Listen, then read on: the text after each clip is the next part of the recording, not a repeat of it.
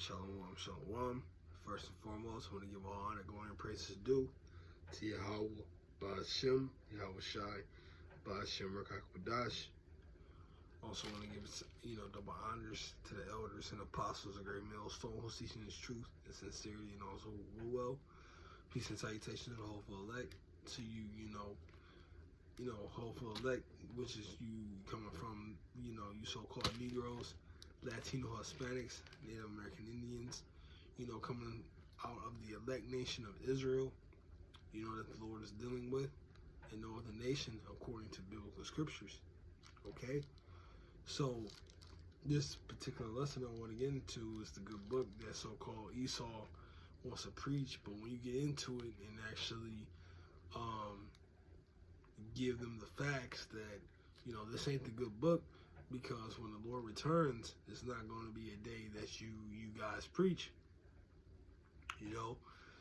Churches preaches that it's going to be balloons. All the Lord's going to love you. Is going to be just nothing but goodness, prosperity. A good vibration of not necessarily seeing good luck, but just good things to happen, good fortune. All right. So let's get into what I just stated in the heading, that this is only for the elect nation of Israel. So first is Psalms 147, and let's get 19 and 20. And it reads, "He showeth his word unto Jacob." All right, Jacob is was the patriarch of the 12 tribes to come. From Jacob, then you have the 12 tribes. And it says, "He showeth his words unto Jacob, his statutes and his judgments unto Israel." All right, the Israelites. So you can get into, when you see so-called Hebrew Israelite, and I'm gonna give some credit to some of the other camps out there from, of course, GMS, IUIC, GLCC. They do have those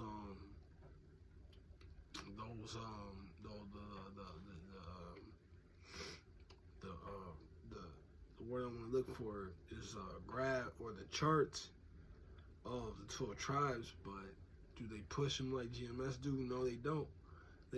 And some might they do, but it's not all about the children of Israel. We gotta take the whole role of Yahweh Shai into consideration.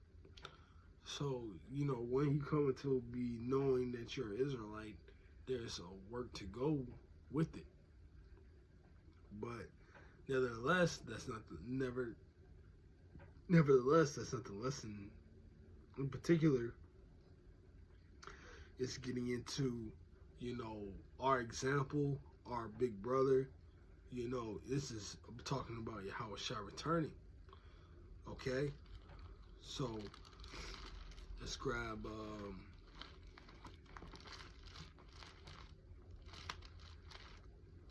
I'm going to grab the book of Joel 2 and verse 3. So I just want to go into the table of contents real quick. 1, 3, 3, 3.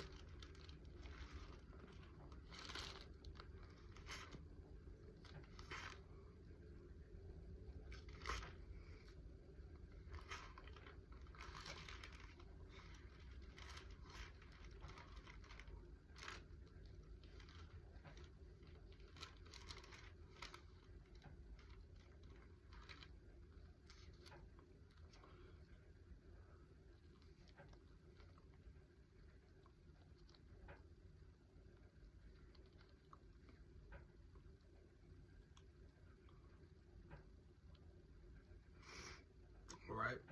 So this is Joel chapter 2 and verse 3.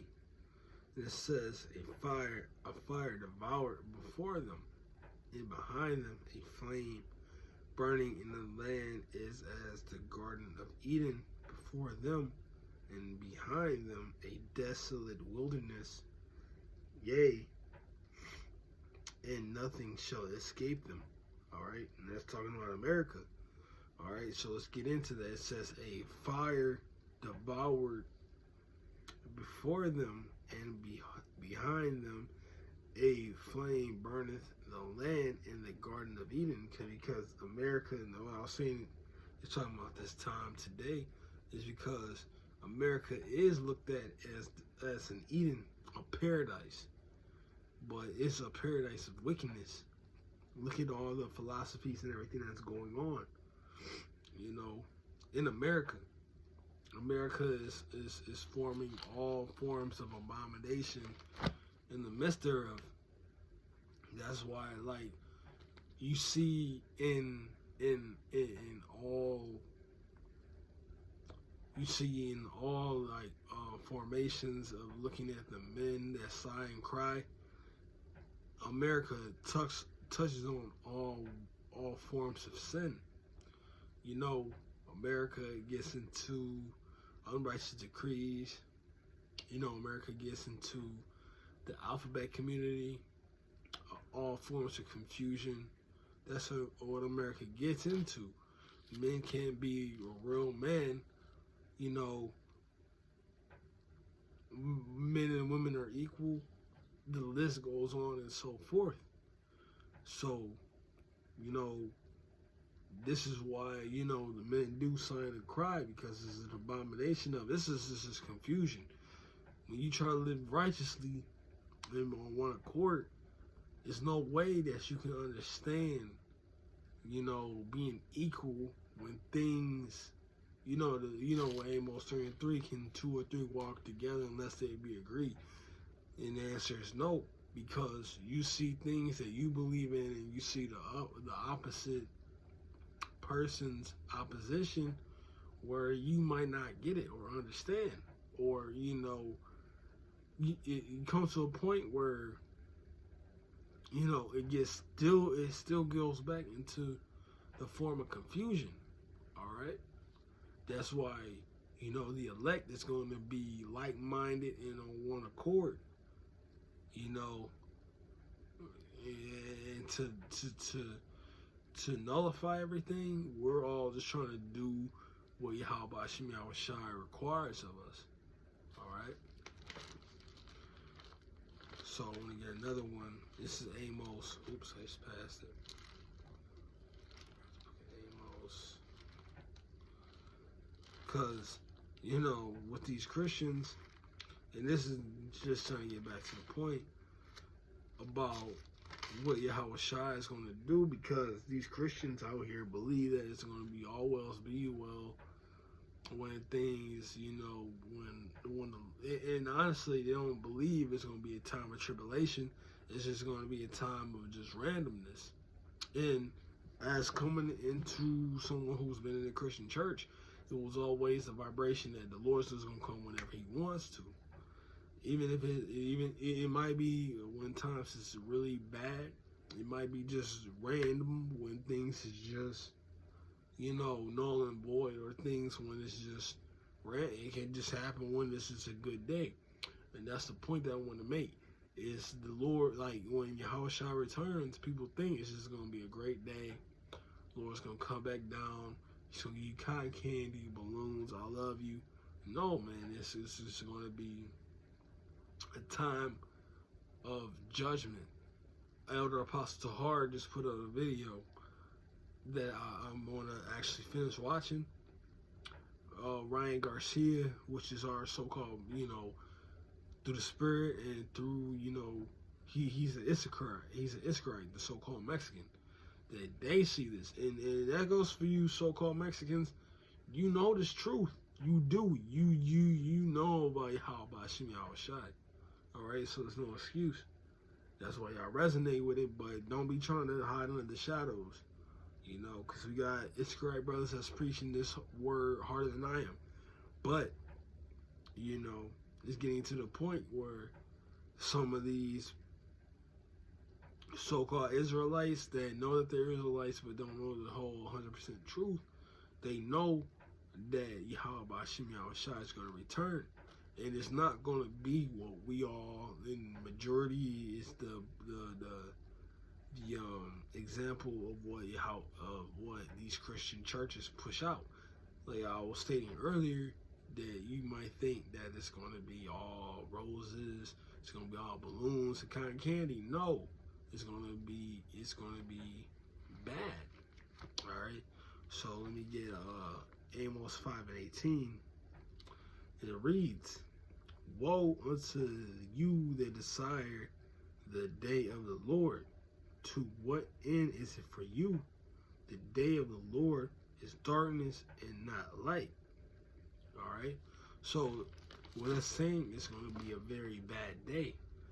You might and when you look at the philosophies of Esau, when he puts on the scriptures, he be like, yo, it's going to be a great day. It's going to be rainbow. It's supposed to be a beautiful sunny day. You wake up on a summer day, you know, looking at everything beautifully, but scriptures say otherwise. You know, everything Esau pushes is the opposite of the scriptures. This is a day of the Lord's vengeance. All right? So let me grab one more scripture.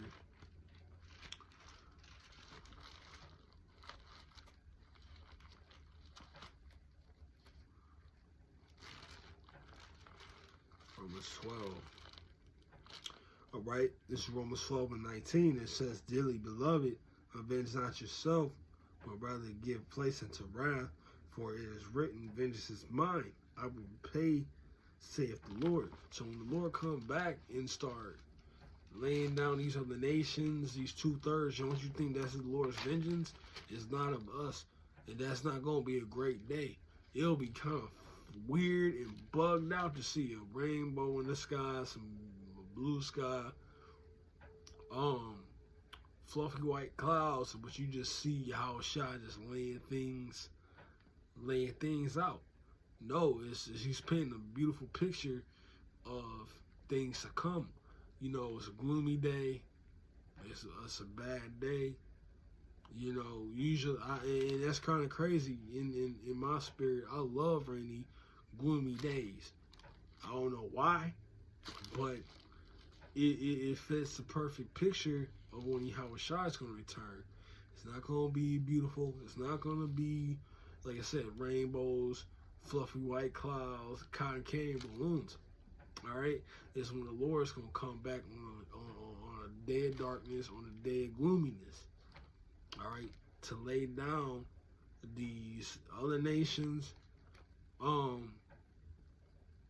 you know, because he's going to have all these other authorities under his foot. All right, so you'll see that. Like I said, day of darkness, the day of the ones who's ruling in authority under his foot, taking down other nations. That's when Yahweh Shai is going to return.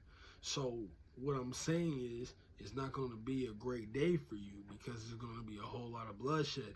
Elder Apostle Tahar did a video again about Ryan Garcia, talking about he's going to have, you know, blood on his robe, and that's scriptural, you know, and that just goes to show that Ryan Garcia is a so-called Israelite coming from the nation of Issachar, the so-called Mexicans.